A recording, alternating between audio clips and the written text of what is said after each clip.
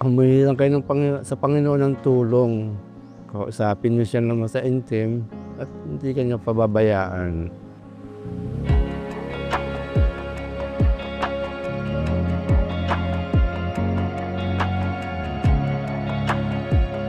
Day 22. Our gospel today is taken from Luke.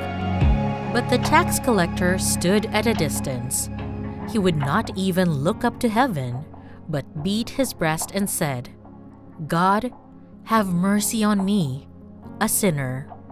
I tell you that this man, rather than the other, went home justified before God.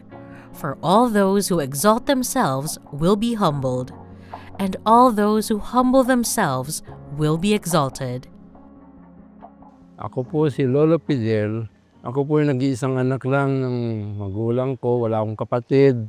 Hindi ako nagkaasawa kasi that time Saudi ako 4 na beses. Iba-ibang company. Hanggang sa nagkasakit ng magulang ko, ang mother ko.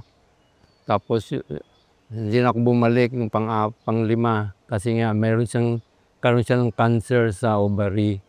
Inalagaan ko na siya siguro mga 1 year bago siya nawala.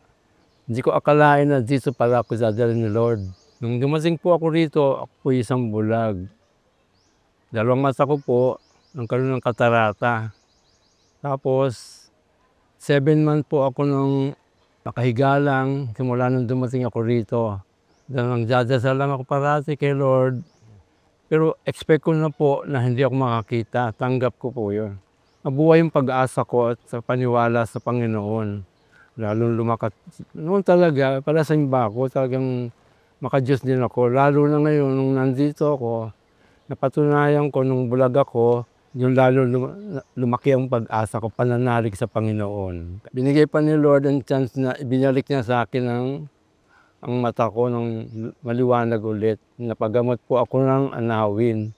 Ginamit po nila ang anawin para sa akin. Kaya nagpapasalamat po ako sa Panginoon, una, pangalawa sa anawin. Ang mapapayo ko lang po, humingi lang kayo sa Panginoon ng tulong. Kausapin niyo siya ng masaintim at hindi ka niya pababayaan. Naniwala ako sa kanya ng totoong merong Diyos na makikinig sa mga problema ng bawat tao. Kaya huwag silang matakot na humingi ng tulong sa Panginoon.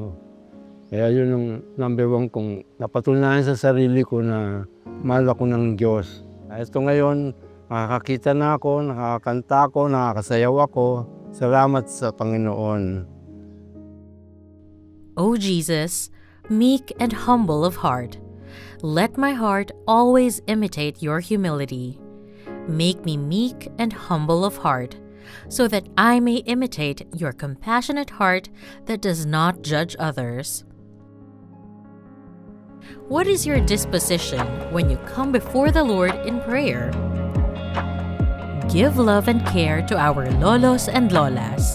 Help Anawim, our home for the abandoned elderly. Visit feastmercyministries.com.